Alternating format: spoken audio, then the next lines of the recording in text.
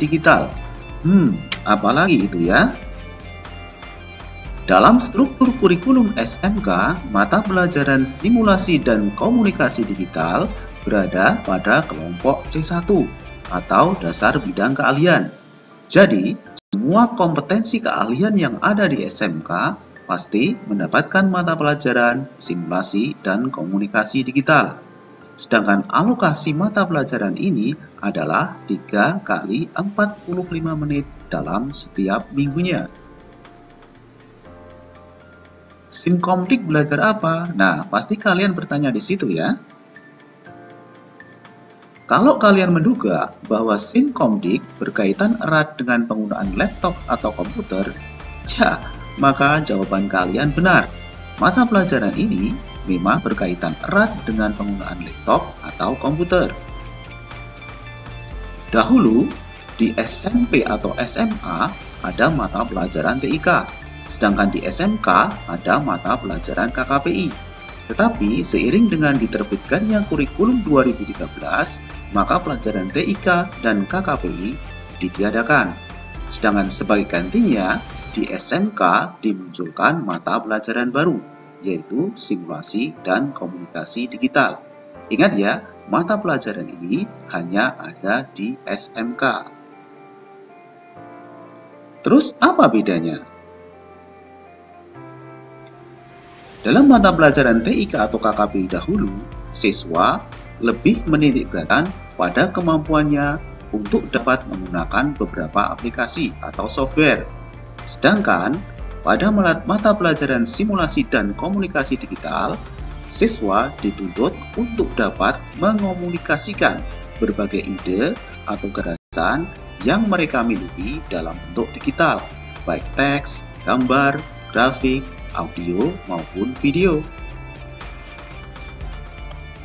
Kalau kita lihat dalam diagram yang lebih luas, mata pelajaran TIK atau KKPI dahulu, kalian hanya belajar bagaimana cara mengoperasikan beberapa software, seperti misalnya Microsoft Office, Google, atau pengelolaan email. Sedangkan dalam mata pelajaran Simkomdik, kalian nanti akan lebih banyak belajar software-software yang lain, seperti software untuk mengelola gambar 3 dimensi, software untuk mengelola video, software untuk mengelola audio, dan lain-lain. Jadi, Simkomdik cakupannya lebih luas. Jadi, kesimpulannya, dalam pembelajaran simulasi dan komunikasi digital, bertujuan agar siswa mampu mengomunikasikan dan atau memodifikasi gagasan, ide atau konsep yang telah ada sebelumnya dengan menggunakan peralatan elektronik atau peralatan TIK yang ada. Materi pembelajaran. Untuk simulasi dan komunikasi digital di semester dasar, nanti kalian akan belajar logika dan algoritma. Nah, ini mata pelajaran yang berkaitan erat dengan matematika. Yang kedua, kalian akan belajar petaminda atau cara berpikir sesuai dengan kaidah-kaidah pengetahuan. Yang ketiga, kalian akan belajar pengelolaan informasi digital. Kemudian, yang keempat, kalian akan belajar kelas maya atau penggunaan kelas virtual untuk pembelajaran online. Yang kelima, kalian akan belajar membuat buku digital atau e-book. Kemudian, pada semester genap, kalian akan belajar wargaan digital. Simulasi visual dilanjutkan dengan presentasi, audio, video, ataupun animasi. Jadi, cakupan dalam mata pelajaran simulasi dan komunikasi digital lebih kompleks dan lebih luas dibandingkan dengan mata pelajaran TIK atau KKPI.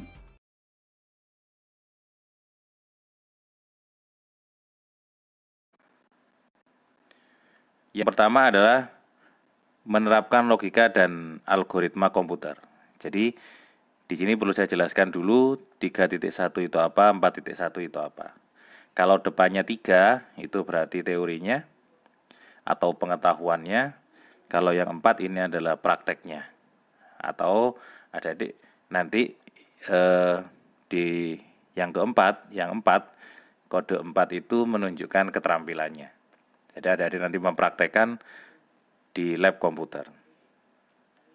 Baik, yang pertama adalah tentang logika dan algoritma komputer. Secara umum, logika nanti akan kita pelajari logika matematika seperti dan, atau, itu nanti bisa benar itu kalau seperti apa dan salah itu seperti apa, itu logika namanya. Sedangkan algoritma komputer itu menjelaskan tentang bagaimana kita menyusun sebuah perintah sehingga menghasilkan output atau keluaran. Contoh misalnya algoritma membuat kopi misalnya. Nah, itu nanti akan kita pelajari di logika dan algoritma komputer. Sedangkan nanti kita akan mempraktekkan menggunakan apa? Nanti software yang akan saya gunakan adalah Visio. Jadi nanti di situ ada tool-tool atau ada menu-menu yang bisa langsung kita gunakan untuk membuat algoritma komputer atau flowchart. Itu yang pertama, jadi materi yang pertama. Yang kedua adalah menerapkan metode peta-minda. Apa peta-minda itu? Kalau bahasa Inggrisnya itu adalah mind map atau mind mapping. Nah, itu lebih familiar daripada peta-minda. Nah, peta-minda itu adalah bahasa Indonesia dari mind mapping. Nah, kita akan belajar apa di sini? Kita akan belajar bagaimana membuat rangkuman dari materi yang sangat banyak di dalam menjadi satu rangkuman yang lebih simpel dan lebih praktis untuk dipelajari. Nah, yang ingin kita praktekkan nanti adalah praktek secara manual, jadi menggambar secara manual.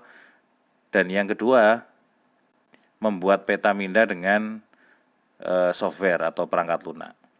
Perangkat lunak yang akan digunakan nanti adalah eMindMap versi 7.0. Nanti akan saya berikan atau adik-adik tinggal copy, sudah saya downloadkan tinggal pakai saja. Nah, itu untuk materi dari mind mapping. Yang ketiga adalah kalau materi ini yang paling gampang kita sebut dengan bagaimana belajar Microsoft Word miliknya Microsoft.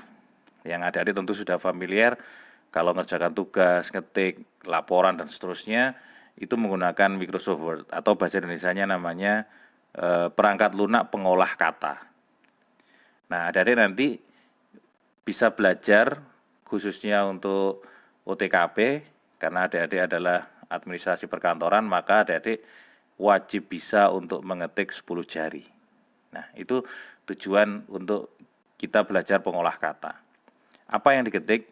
Nanti kita akan membuat ya semacam cerita begitu, atau kalau di sini paragraf deskriptif, terus argumentatif, naratif, dan persuasif yang nanti akan adik-adik ketik di Microsoft Word atau perangkat lunak pengolah kata. Nanti adik-adik bebas mau menggunakan Microsoft Word versi berapapun tidak ada masalah karena menu atau toolnya semuanya sama. Nah, nanti adik-adik langsung praktek mengetik dan berusaha untuk mengetik menggunakan 10 jari. Yang kedua, yang selanjutnya adalah kita akan belajar tentang perangkat lunak pengolah angka atau disebut dengan Microsoft Excel atau dengan mudah kita sebut dengan Excel. Nah, di sini adik-adik akan belajar tentang logika dan operasi perhitungan data. Misalnya cara membuat jumlah, menjumlah semua data, mengurangi, mengkali, atau membagi dan seterusnya. Nanti akan kita akan pelajari di sini.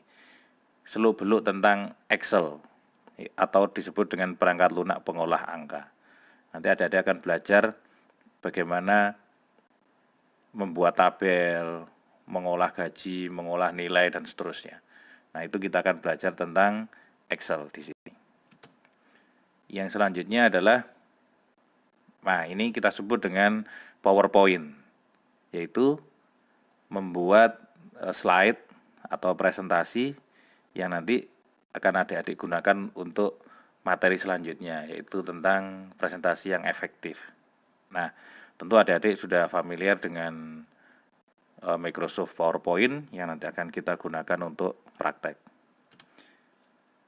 Setelah membuat PowerPoint, maka materi selanjutnya adalah melakukan presentasi.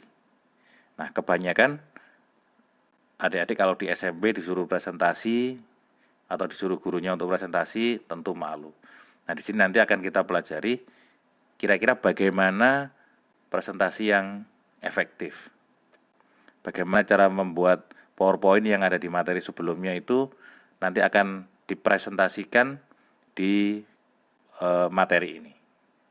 Sehingga adik-adik memahami kalau saya berada di depan menghadapi banyak audiens atau pendengar, kira-kira bagaimana cara menyampaikan ide ke audiens. Nah, itu nanti akan kita pelajari di bagaimana melakukan presentasi yang efektif.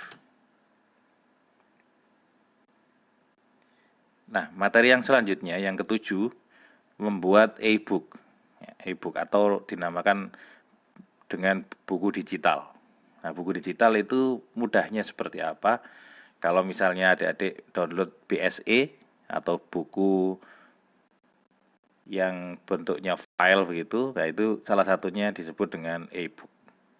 Atau adik-adik download buku yang berbentuk PDF, nah itu juga e-book. Nah, nanti kita akan membuat e-book itu bagaimana caranya. Banyak software nanti kita bisa pakai Sigil atau kita bisa pakai Microsoft Word juga bisa. Nah, itu untuk membuat buku digital atau e-book. Yang ke-8, materi yang ke-8 adalah memahami kewarganegaraan digital. Kalau adik-adik dengar ada netizen, terus ada warganet, nah itu yang nanti akan kita pelajari hal-hal yang seperti itu, sehingga istilah-istilah seperti itu adik-adik akan paham. Termasuk bagaimana cara menggunakan media sosial, etikanya bagaimana, cara membuat status itu bagaimana, karena Indonesia sudah memiliki undang-undang ITE, sehingga adik-adik perlu memahami itu agar tidak terjerat hukum ketika membuat status atau memforward atau meneruskan sebuah pesan. Yang selanjutnya adalah tentang search engine. Sebenarnya banyak search engine atau mesin pencarian yang nanti akan kita gunakan, tetapi kita akan fokus di search engine-nya miliknya Google. Kenapa?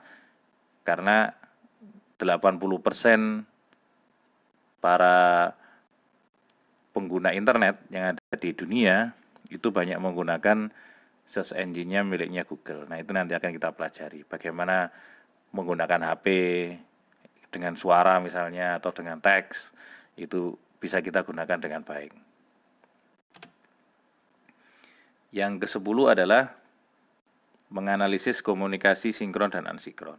Nah, di sini nanti kita akan belajar bagaimana kita melakukan video call atau kita chatting atau melakukan percakapan secara online, membuat email dan seterusnya, nanti akan kita pelajari di sini. Walaupun adik-adik sudah mahir untuk membuat email.